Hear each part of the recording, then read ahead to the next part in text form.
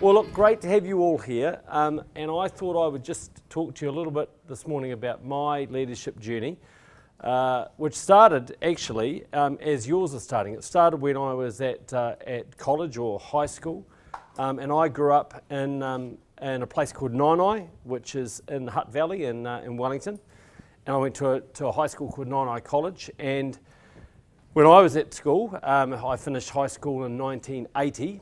So I'm guessing from none of you will remember that year. There was no Young Enterprise Scheme, and so I'm always very envious when I come along and talk to you guys about what you're doing, because you are so lucky compared to when we were going to school, because there weren't these sort of opportunities. But as it would happen, I actually got to run what was pretty much like a Young Enterprise Scheme at school in what we called in those days the 7th form, and now obviously you guys call it year 13. So when I was at Nainai College, we had a school council. How many of you guys have councils at your school? Probably still all exist, yeah? Don't be shy. And I got elected as the chairman of the school council, and we didn't have a lot of money in the coffers of the school council. And so one of the other council members suggested that we bid for a city council contract. And so in those days, again, pre-technology, the only way of measuring traffic was to count cars by hand. And so literally we bid for this contract, and every morning a whole lot of people from Nainai College went out with a clipboard and a pen and paper, and we counted cars. Literally stood by the road, 1, 2, 3, 4.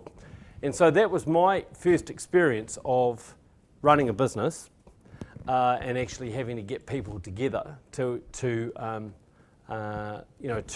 engage in what was a commercial activity. And it was remarkably successful. We raised thousands of dollars for the school.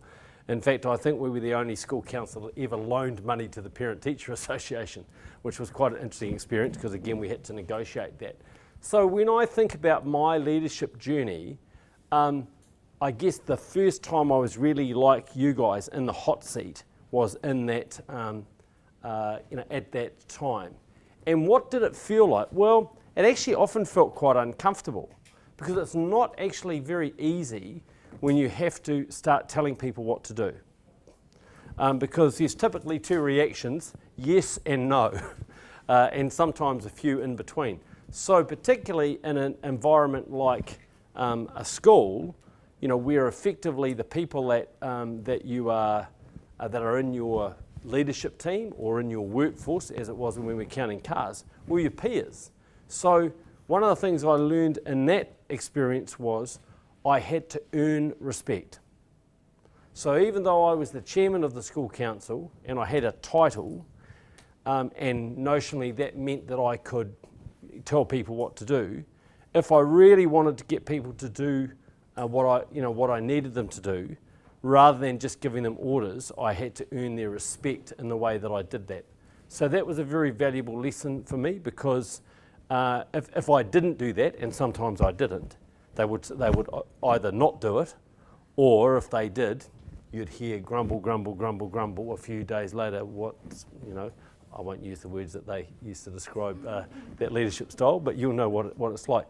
And so that was my first experience of it. Doesn't matter what your title is, if you actually don't treat people well and you don't treat them with respect, then you won't earn their respect.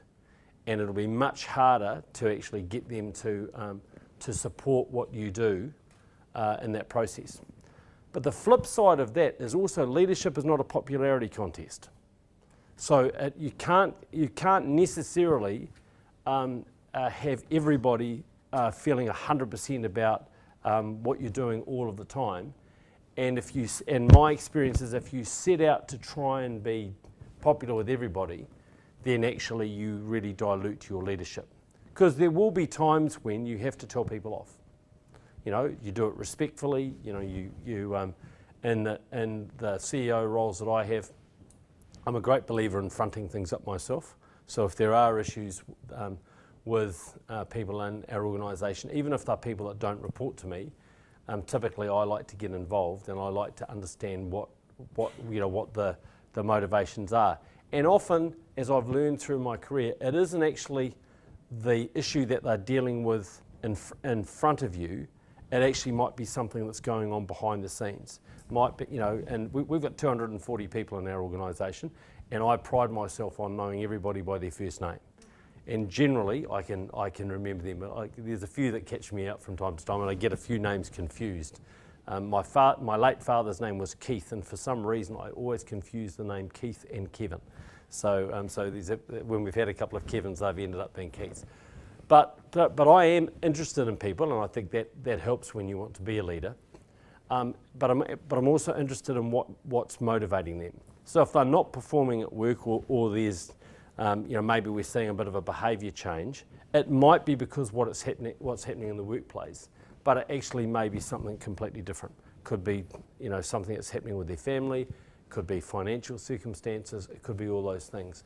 So when I'm dealing with people in the organisation, I want to understand what makes them tick. So if you do have to sit down and have a conversation about performance, and we do that all the time, and that might be about good performance, hey, well done, you've done a really good job, and I'd like to give you some more responsibility and maybe some more money with that, or sorry, things haven't gone so well, and I need to understand how I get your performance up.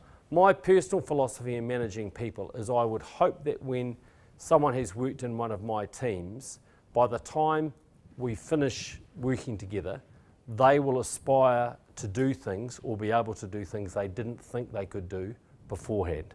Because I like to challenge people.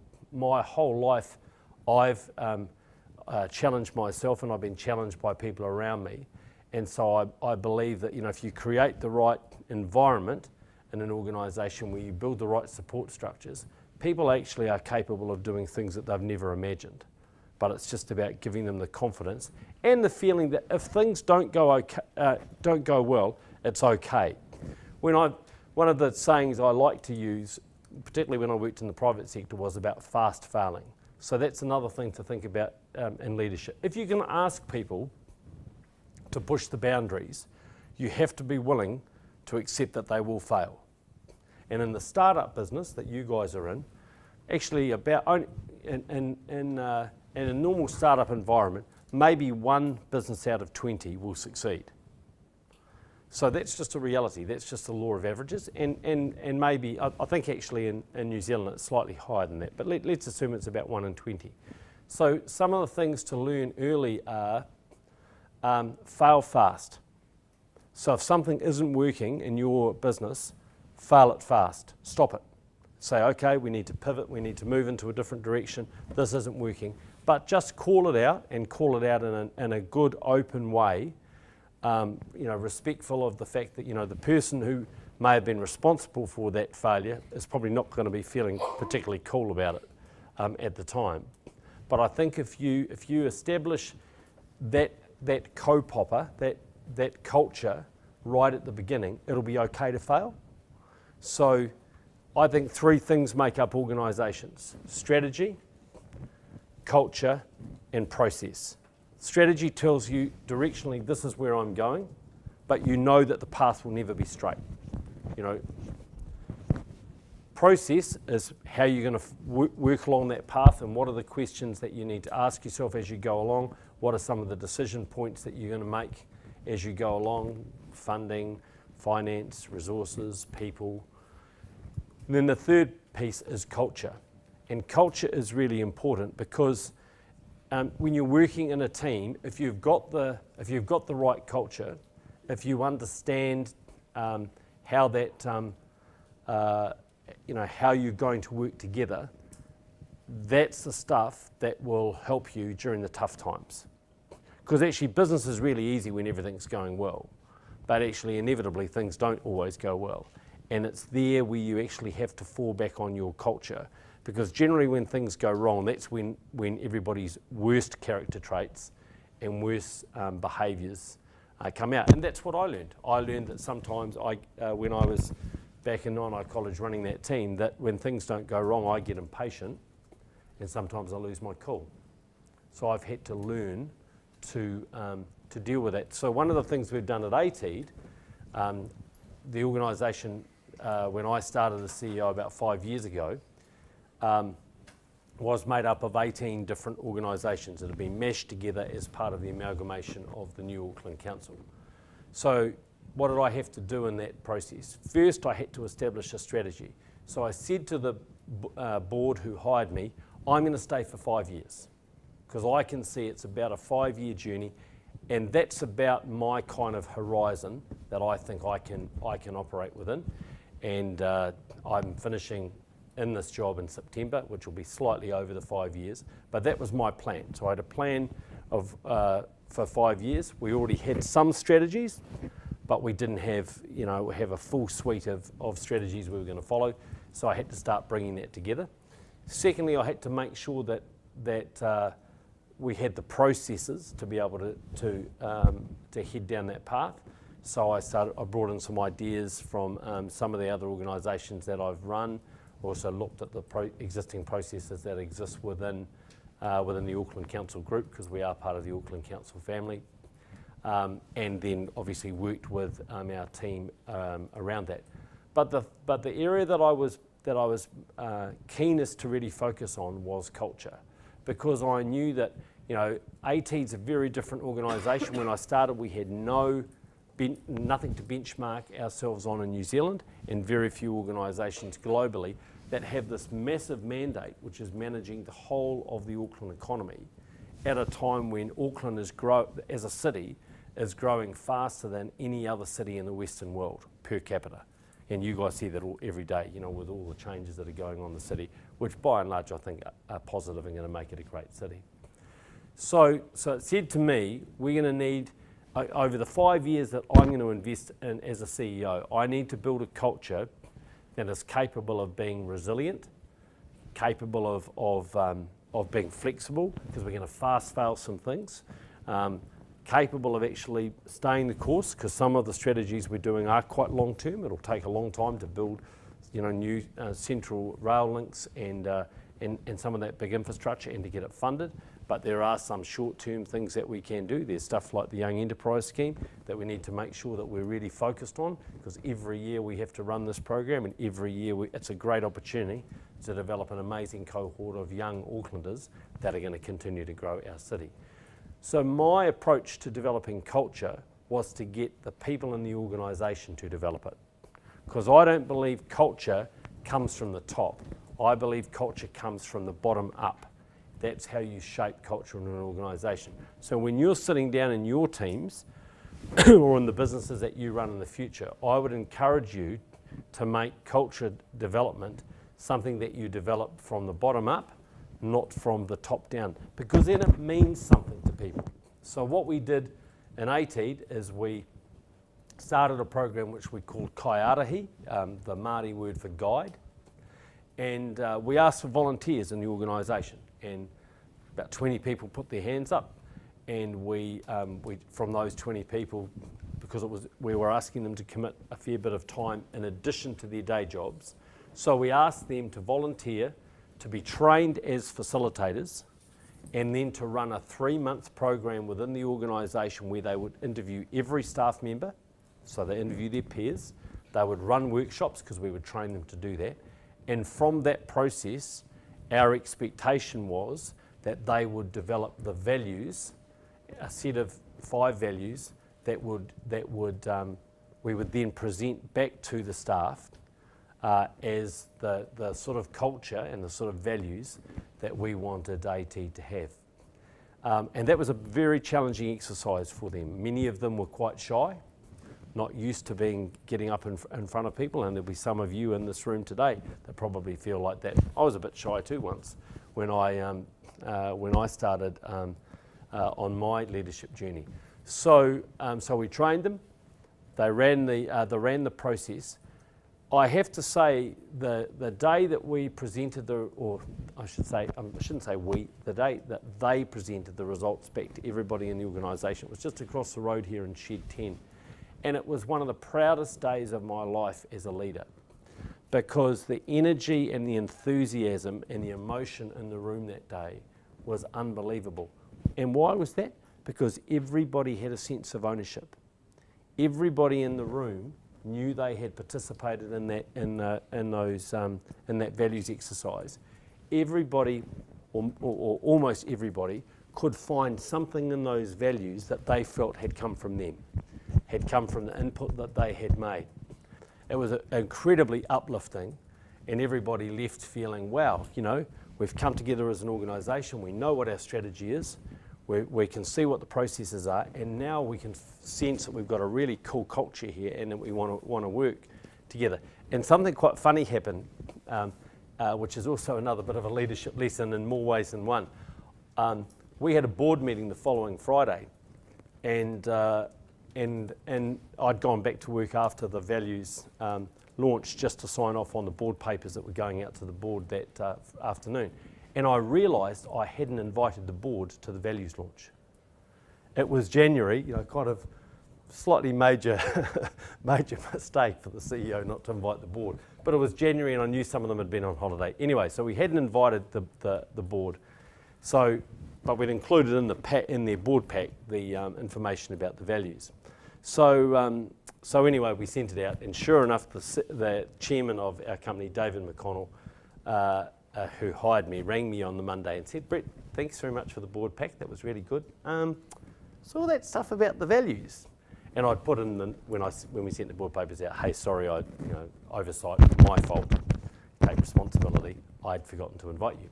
So he said to me, so I looked through the value stuff. It looked really interesting, very good, very well presented, and we've got our own internal art department who'd done all the work. So it was really really looked good. He said, "Do you think the board should have approved the values before they were launched?" And I said, "Well, David, that's a really interesting question, because you've just made me realise I didn't approve them. In fact, no one approved them.